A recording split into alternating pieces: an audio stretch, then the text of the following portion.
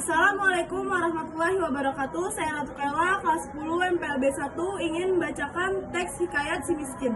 Pada zaman dahulu, di negeri antah berantah, hiduplah sepasang suami istri yang sangat miskin karena disumpahi oleh batana indera dan sangat dibenci orang setiap kali mereka mengemis di pasar dan kampung.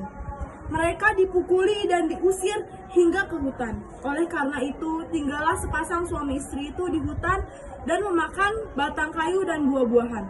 Setelah beberapa lama, istri si miskin hamil selama 3 bulan.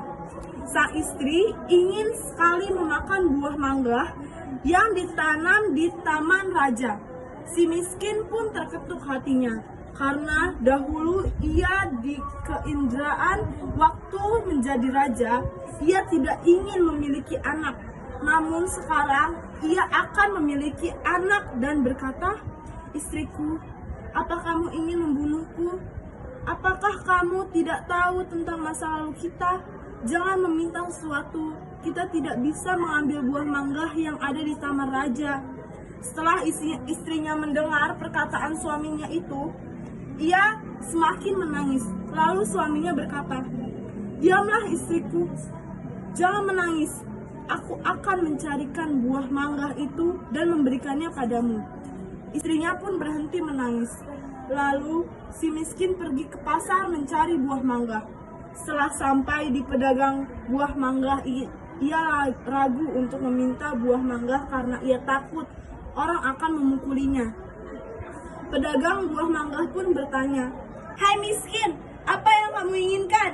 Jika Tuhan punya belas dan kasihan, berikanlah saya sebiji buah mangga yang sudah busuk, Tuhan."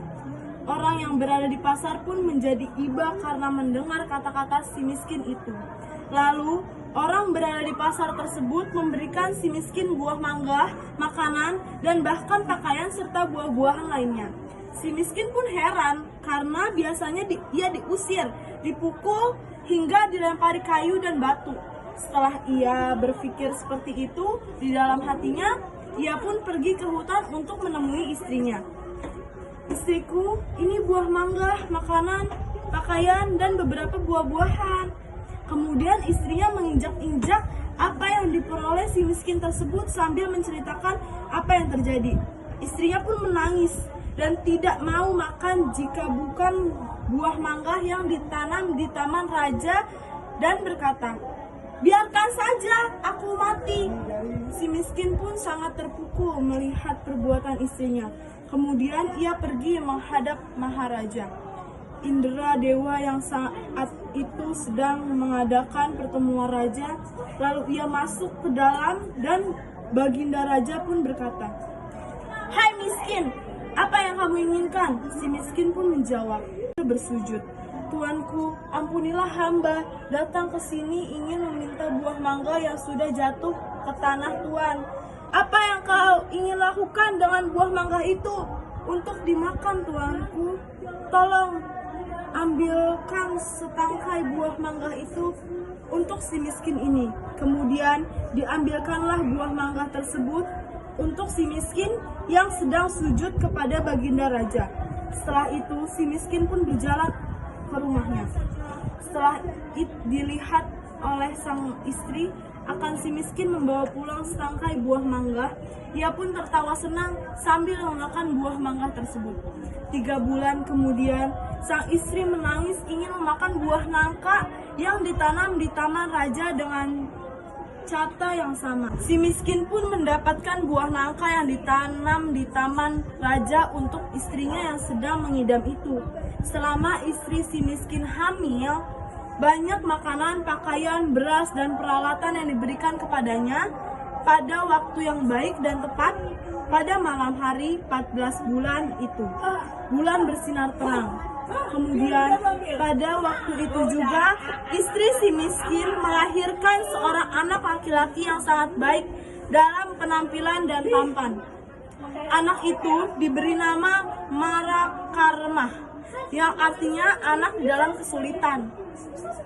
Dengan takdir Allah Subhanahu wa Ta'ala melimpahkan kepada hambanya, si miskin pun menggali tanah untuk membuat tempat tinggal untuk keluarganya.